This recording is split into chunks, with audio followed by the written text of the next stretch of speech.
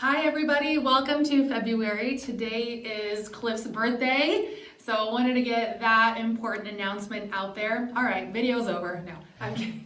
Happy birthday, Cliff. If you're tuned in for our monthly market recap, let's get right into it. I've tried to keep it pretty simple. I've got one column of monthly data, another column of rolling calendar data over 12 months, and then we're going to talk real quick about what's happening on a national level and what's happening, most importantly, on our local level.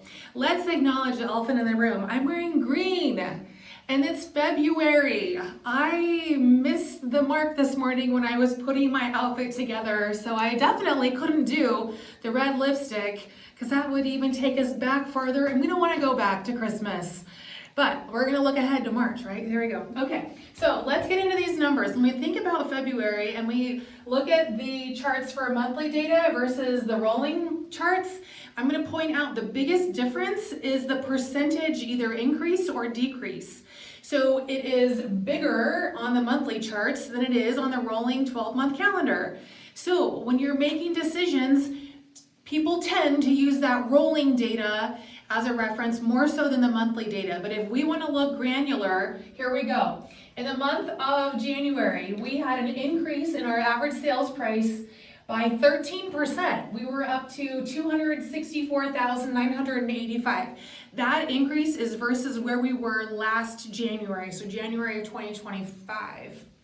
All right, when we look at closed sales, we were down 13.3% for a total of 98 houses that closed in the month of January. That is always our lowest month, okay? So when we look at January compared to January, these dots here, right? And I happen to just write in here, what are the months where the highest closed months, highest number of sales that closed? We're looking at June, July, and June, okay? Those are the peak months. So when we look at what are the 3 months right around? It's June, July, August. Let's see, June, July, August. So keep that in mind. When we write contracts, we're writing them usually 6 weeks before that. So most sales are going to happen when properties go under contract 6 weeks before that closing date. All right, new listings. We are in the second lowest month. January is always higher than December, but we were down actually this year versus last year by 7%. What are the months that have the highest number of listings? June, May, and June.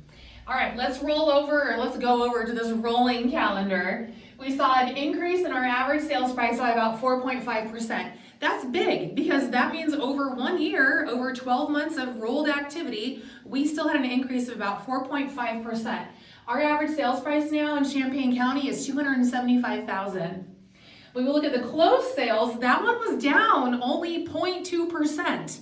So everywhere else in the nation, not everywhere, but most of the national news is talking about how there were fewer home sales, how inventory has significantly climbed, etc. Well, here locally, we're only down 0.2%.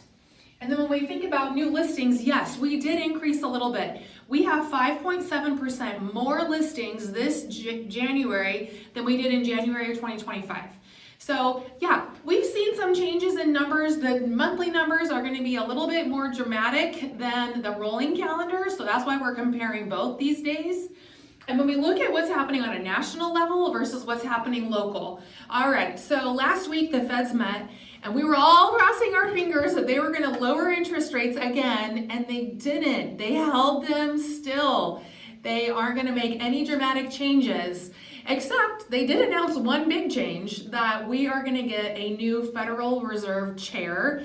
Kevin, I can't remember which Kevin the last name was, but it doesn't matter. It's changing.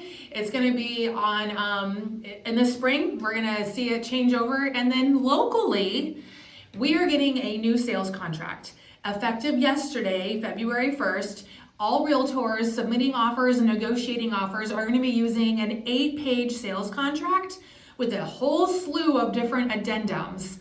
So if this impacts you, whether you are selling or you are buying, make sure that the agent you're working with knows inside and out, backwards and forward, this new sales contract.